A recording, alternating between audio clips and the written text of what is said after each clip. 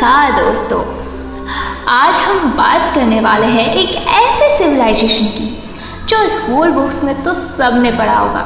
जी हाँ, मैं बात कर रही हूँ इंडस वैली सिविलाइजेशन की।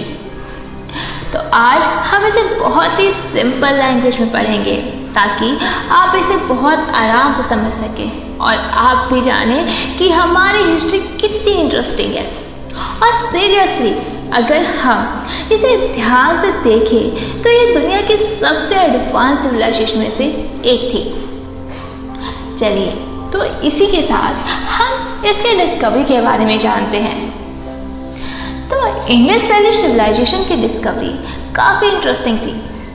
ऐसा कहा जाता है कि 1920s में जब रेलवे लाइन बन रही थी पंजाब सिंध रीजन में, तब मजदूरों के द्वारा कुछ बड़े बड़े ईंटें निकाल दिए गए और जब इसका टेस्ट किया गया तो बाद में आर्कियोलॉजिस्ट आए और उन्होंने बोला, अरे ये तो हजारों साल पुराना है। और इसी तरह हड़प्पा और मोहनजोदाड़ो डिस्कवर हुआ। तभी इसका नाम पड़ा हड़प्पन सिविलाइजेशन। इसी के साथ इसके लोकेशन पे भी जरा हम नज़र डाल लेते हैं।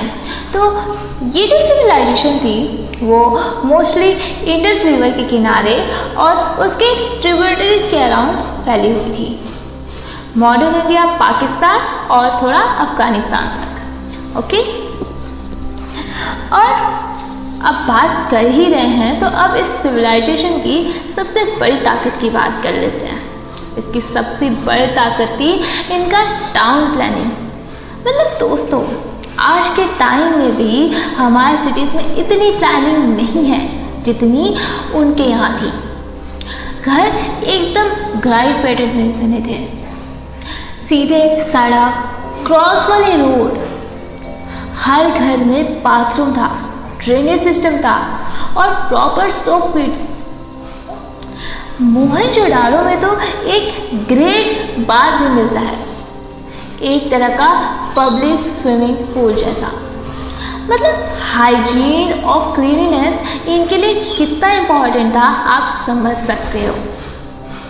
सोचो यार, मतलब 4000 साल पहले लोग प्लस सिस्टम जैसा सेटअप यूज़ करते थे और आज हम लोग सड़कों पे कचरा फेंक देते हैं। और आई थिंक तो गांव में आप जाके देखो तो लोग अभी भी खेत में जाते हैं। अरे गांव का छोड़ो यार, मतलब मेरे खुद की एरिया है, यहाँ पे रेलवे लाइन है, तो वहाँ पे जो मजदूर काम करते हैं तो मैंने खुद अपने आंखों से देखा है कि वो सुबह सुबह बॉटल लेके वहीं बैठ जाते हैं। तो यार हमें तो खुद पे शर्म आनी चाहिए।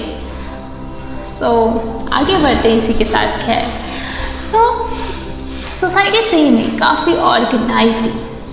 हड़प्पा के लोग एकदम डिसिप्लिन थे। उनके घर अलग अलग साइज के होते थे, मतलब रिच और पुअर दोनों कैटेगरीज थी, लेकिन एक बैलेंस था। कपड़े कॉटन के बनते थे, ऑर्नामेंट्स दोनों मेल फीमेल पहनते थे और सबसे मस्त बात, वुमेन का बहुत रिस्पेक्ट किया जाता था सोसाइटी में। एक फर्टिलिटी गॉडेस की मूर्ति भी मिलती है जो बताती है कि वो वुमेन को सेंट्रल रोल देते थे।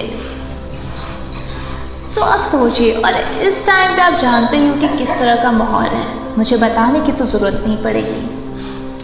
अरे भाई, आपको पता है ये तो कुछ भी नहीं, इनकी इकोनॉमी भी मस्त चलती थी।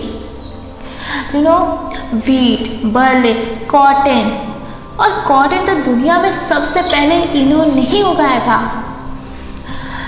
इनके वहाँ से सील मिले हैं जिसमें शिप बना हुआ है और मेसोपोटामिया के लोगों के साथ ट्रेड हो रहा था। मतलब सोचो, 4000 साल पहले भी इंटरनेशनल ट्रेड हो रहा था। इनके पास स्टैंडर्डाइज वेट और मेजर थे, मतलब प्रॉपर सिस्टम था बिजनेस करने का। तो आप सोचिए यार, कितना मस्त होगा उस टाइम का। आप इमेजिन भी नहीं कर सकते इतना कैसे कोई सिटी डेवलप हो सकता है। दोस्तों, हड़प्पन का आर्ट भी लाजवाब था। टेराकोटा टॉयज, डांसिंग गर्ल्स की ब्रॉन्ज स्टैचू, बियर्ड प्रिस्ट की स्टोन स्टैचू, सब एकदम क्लासिकल एग्जाम्पल है यार। और डांसिंग गर्ल वाली मूर्ति देखकर लगता है जैसे वो कह रही हो, अरे मैं तो आज भी डांस फ्लोर पे सबकी जान बन जाऊं। सोचिए दोस्तों, कितना मस्त होगा यार, हम इमेजिन भी नहीं कर सकते। और इनके रिलीजन काफी सिंबॉलिक था। आइडल वर्शिप, नेचर वर्शिप दोनों होता था। फर्टिलिटी गॉडेस पशुपति जो शिवा का अर्ली फॉर्म माना जाता है। एनिमल्स और ट्रीज का वर्शिप, मतलब एनवायरनमेंट से कनेक्शन उनका स्ट्रॉन्ग था। आज हम एनवायरनमेंट को इग्नोर करते हैं और क्लाइमेट चेंज का लेक्चर सुनते हैं, बट हड़प्पन्स उस टाइम रिस्पेक्ट करते थे। हमें उनसे कुछ सीखना चाहिए। अगर हम इतना कुछ पढ़ने के बाद भी अगर कुछ नहीं सीख रहे तो फिर क्या ही करने हैं। एटलीस्ट हमें अपने एनवायरनमेंट की सही में रिस्पेक्ट करनी चाहिए। आज आप जान रहे हो कि कितना पॉपुलेशन बढ़ गया है, पॉपुलेशन नहीं पॉल्यूशन, सॉरी, या पॉपुलेशन भी बढ़ गया है और पॉल्यूशन बहुत है इंक्रीजिंग।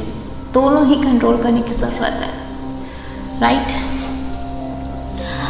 अब सब सोचते हैं कि ये इतनी एडवांस सिविलाइजेशन आखिर गायब कैसे हो गई। इस पे स्कॉलर के अलग अलग थ्योरीज हैं। किसी का मानना है कि बाढ़ आया था, फ्लड आया था, इंडस रिवर का रूट चेंज हुआ था, इसकी वजह से जो है हड़प्पा सिविलाइजेशन जो है वो गायब हो गया। कुछ लोग मानते हैं कि वहाँ पे सूखा पड़ा था क्लाइमेट चेंज की वजह से, और कुछ का मानना है कि इन्वेशन थ्योरी के मुकाबले मतलब आर्यंस आए और इन्वेट किया। तो मोस्ट प्रोबेबली एक सिंगल रीज़न नहीं है बल्कि कॉम्बिनेशन था। लेकिन सच ये है कि हड़प्पन ने अपना एक गोल्डन एरा बनाया था। दोस्तों, अगर हम हड़प्पन से सबक ले सकते हैं तो एक कुछ चीज़ें हमें ज़रूर सीखनी चाहिए। फर्स्ट ऑफ ऑल प्लानिंग, दूसरा क्लीननेस और इक्वालिटी, और तो और हमें अपने एनवायरनमेंट से प्यार करना भी सीखना चाहिए। 4000 साल पहले लोग ड्रेनेज सिस्टम मेंटेन करते थे और आज हम नालियाँ बंद कर देते हैं। उन्होंने वुमेन्स को इम्पोर्टेंस दी और आज भी हम जेंडर इक्वालिटी के लिए लड़ रहे हैं। सोचो, उनसे हम कितना कुछ सीख सकते हैं। तो बस दोस्तों, ये थे इंडस वैली सिविलाइजेशन की एक छोटी सी जर्नी। लेकिन एक बात याद रखिएगा, हमारा पास्ट सिर्फ हिस्ट्री बुक का बोरिंग चैप्टर नहीं है, बल्कि एक मिरर है जो हमें बताता है कि हम कौन थे और आज हमें कौन बनना चाहिए। अगर वीडियो पसंद आई हो तो लाइक, शेयर और सब्सक्राइब जरूर करना। चलो अगले वीडियो में मिलते हैं एक और जबरदस्त हिस्टोरिकल टॉपिक के साथ। Thank you.